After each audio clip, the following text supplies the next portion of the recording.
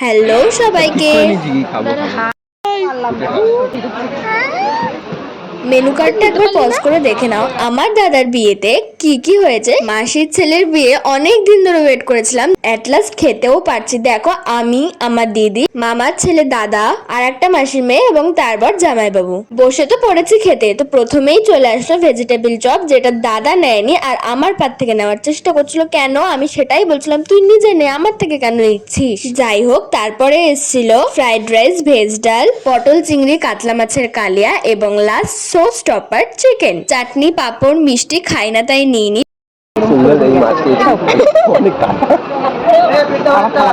বল, like comment করবেন আর subscribe করবেন। একটা বাদ দিয়ে যত লাইক করবেন তত পয়সা পাবো, তত ভিডিও বানাবো।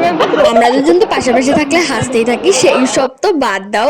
এইরকম লেবুকে নুন দিয়ে মাখিয়ে খেতে খেতে কে কে ভালোবাসো? লাস্ট পাতে তো আমি এটা খাই। আর কে কে করো আমার মতো কমেন্টে জানিও। লাস্টে ছিল আইসক্রিম এবং হজমলা। তো দেখা হচ্ছে নেক্সট বড় ভ্লগে।